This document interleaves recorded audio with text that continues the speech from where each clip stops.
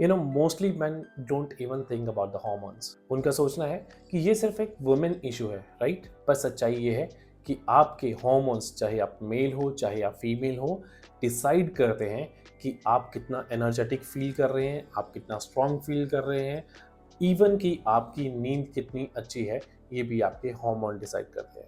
और इससे भी इम्पॉर्टेंट चीज़ कि आप अपनी फैमिली में कैसा बिहेव करते हैं, वो भी आपके हार्मोन डिसाइड करते हैं। और आप जानते हैं कि जब आपके हार्मोन्स आउट ऑफ बैलेंस हो जाते हैं तो आपकी लाइफ ऑफ होना शुरू हो जाती है। You feel like your life is of, और आप ये फिगर आउट भी नहीं कर पाते कि ऐसा किस लिए हो रहा है। हाय, माय नेम इज अतुल दल, I am a psychologist and a dietitian. काफ़ी सारे ऐसे लोग मेरे पास आते हैं जो कहते हैं कि मैं सब कुछ ठीक कर रहा हूँ, मैं अच्छा खाना खा रहा हूँ, मैं जिम अच्छे से जा रहा हूँ, मैं रोज वर्कआउट करता हूँ, but still I feel tired, बहुत थका थका सा महसूस करता हूँ, बहुत इरिटेटेड महसूस करता हूँ, या फिर बहुत ऐसा है कि मुझे किसी भी तरह की मोटिवेशन आती ही नहीं, यानी कि अनमोटिवेटेड फील करता हूँ। Sometimes it's not just about lifestyle.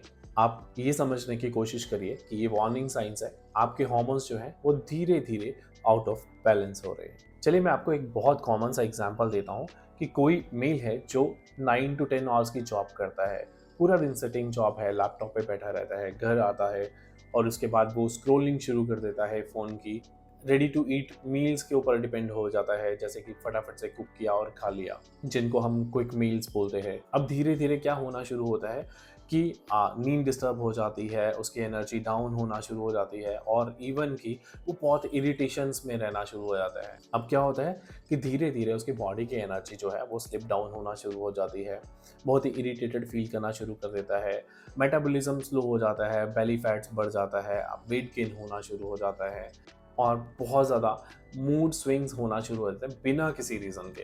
और जब ऐसा उनके साथ होना शुरू होता है तो बिलीव मी, उनके दिमाग में सबसे पहले आता है कि शायद मैं ओल्ड हो रहा हूँ, शायद मेरी एज बढ़ रही है। But trust me, it's not the as.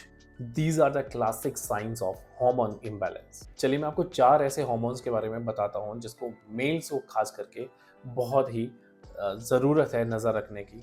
और उसमें सबसे पहले आता है टेस्टोस्टेरोन। इस हार्मोन से मोस्टली मेल फैमिलियर है, क्योंकि मेल हार्मोन है और हमेशा बात होती है जब भी आप फिटनेस की बात करते हो या फिर आप जिम जाते हो तो मोस्टली वहाँ पे ये हार्मोन का वर्ड जो है, ये नाम जो है, वो आपने सुना होगा। पर क्या होता है जब भी टेस्टोस्टेरोन जो है वो बॉडी में लो हो जाता है, तो जब भी टेस्टोस्टेरोन आपकी बॉडी में लो होना शुरू हो जाता है तो सबसे पहले आप धीरे धीरे वीक होना शुरू हो जाते हो, वीक फील करना शुरू कर देते हो। आपका मसल लॉस होता है, आपका फैट बढ़ने लगता है, और इवन कि आप इंटीमेसी में भी इंटरेस्ट खोना शुरू कर देते हो।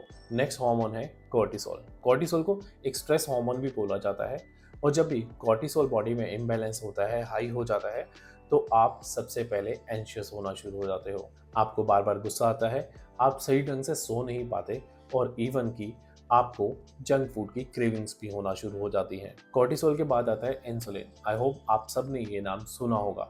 पर क्या होता है जब भी बॉडी में इंसुलिन आउट ऑफ बैलेंस हो जाता है, जब भी बॉडी से इंसुलिन आउट ऑफ बैलेंस होने लगता है तो आपको धीरे धीरे शुगर की क्रेविंग बढ़ने लगती है, आपका बेली फैट बढ़ने लगता है, और आप डायबिटीज के हाई रिस्क में आ जाते हो।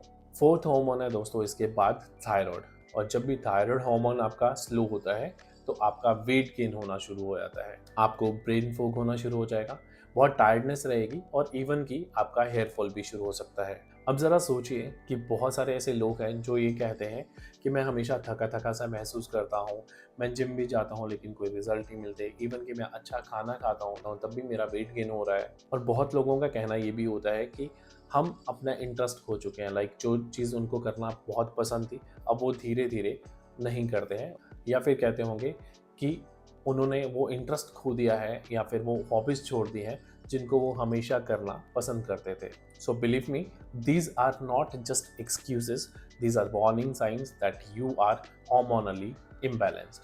चलिए मान लेते हैं कि आपको ये पता भी चल गया कि आप हार्मोनली इम्बैलेंस्ड हो, लेकिन अब किया क्या जा सकता है? यस, मैं आपको इसी वीडियो में अभी बहुत सिंपल सॉल्यूशंस बताने वाला हूँ जो आप इस वीडियो को देखने के बाद आज से ही स्टार्ट कर सकते हैं। तो सबसे पहला काम जो है वो है प्रायोरिटाइजिंग स्लीप, यानी कि अपनी नींद को प्रायोरिटाइज करें, अपनी स्लीप को प्रायोरिटाइज करें, और रात को सेलफोन यूज़ करना बंद करें, कम करें।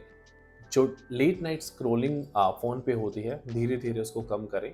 मैं एकदम से रोकने के लिए नहीं कहूँगा, क्योंकि एक बार जो हैबिट बिल्ड हो चुकी है उसको अगर हम लोग एकदम से रोकेंगे तो हमारी बॉडी, हमारा ब्रेन जो है वो उसको रिस्ट्रिक्ट करेगा, सेफ जोन में लेके जाएगा।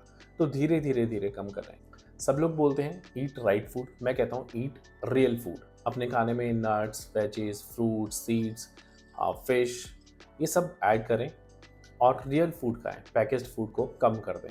और इसके बाद तीसरी इंपॉर्टेंट चीज़ है दैट मूव डेली। ज़रूरी नहीं है कि आप हेल्थ के लिए जिम ही जाएं, आप थोड़ा थोड़ा मूव करें, वॉक करें। आप रनिंग कर सकते हैं, साइकिलिंग कर सकते हैं, वॉक कर सकते हैं, आप योगा सेशंस ले सकते हैं। इसके अलावा अगर बहुत सारे लोगों में ये दिक्कत आती है कि हम लोग पूरा दिन तो ऑफिस में होते हैं, हम लोग कब करें, तो बिलीव में आप छोटे छोटे स्टेप्स ले सकते हैं। जैसे आप ऑफिस में जा रहे हैं, वहाँ पे स्टेप्स हैं, सीढ़ियाँ हैं, स्टेयर्स हैं, तो आप उनका यूज़ कर सकते हैं। और उसके बाद आता है बहुत ही इंपॉर्टेंट चीज़, दैट इज स्ट्रेस मैनेजमेंट। आपने देखा कि कॉर्टिसोल हमारी बॉडी को कैसे इम्पैक्ट करता है, तो learning stress management is very much important. पर आज से आप क्या शुरू कर सकते हैं, दैट 10 मिनट के लिए breathing exercise, that breathe in, then hold and breathe out. ये प्रैक्टिसेस आप रेगुलरली कर सकते हैं, आज से शुरू कर सकते हैं। उसके बाद meditation, the most important thing. Meditation करने के लिए आपको कहीं जाने की ज़रूरत नहीं है। मेडिटेशन का मतलब है कि आपको फोकस करना है किसी एक चीज़ पे। आप आंखें बंद करिए, आप ये सेंटर पॉइंट को आंखों से देखना शुरू करिए और 2 मिनट के लिए, 1 मिनट के लिए बिफोर स्लीपिंग ये प्रैक्टिस करना ज़रूर शुरू करिए। हो गई, मेडिटेशन हो गया, ये आपके कॉर्टिसोल हार्मोन को बैलेंस करने में बहुत हेल्प करेगा। उसके बाद एक बहुत ही इंपॉर्टेंट चीज़ आती है, दैट इज़ कि आप गेस करना बंद करें कि मेरे को ये प्रॉब्लम हो गई है, नहीं अभी मैं ठीक होऊंगा। Please go for health checkup. और वो कैसे हो सकता है? सिंपली आप ब्लड टेस्ट करवा सकते हैं साल में एक बार। आप 6 महीने में मत करवाइए, लेकिन साल में एक बार ज़रूर करवाइए, जिसमें आपका विटामिन D3 का टेस्ट हो गया, आपका थायराइड हार्मोन का टेस्ट हो गया, आपका टेस्टोस्टेरोन का टेस्ट हो गया, इवन कि आपका शुगर का टेस्ट हो गया। तो साल में एक बार ये टेस्ट ज़रूर करवा लीजिए। और जो हम लोग गैस करना शुरू कर देते हैं, stop doing that. I hope अब आप समझ चुके होंगे कि हार्मोन्स कैसे मेल बॉडी को भी इम्पैक्ट कर सकते हैं। ये सिर्फ एक वुमेन थिंग नहीं है। तो अब से आप ये समझना बंद करिए कि अगर आपको टायर्डनेस हो रही है तो ये नॉर्मल टायर्डनेस नहीं है। अगर आपको रेगुलर टायर्डनेस हो रही है तो ये नॉर्मल नहीं है। तो वो गेस लगाना बंद करिए और बार बार ये बोलना बंद करिए that you are getting old, इसीलिए ये हो रहा है। And believe me, your hormone wants to talk to you. वो आपको कुछ बताना चाह रहे हैं, प्लीज़ लिसन टू देम। उनको ध्यान से सुनिए, समझिए। और ये कैसे हो सकता है वो मैंने आपको पीछे बता दिया सारी वीडियो में।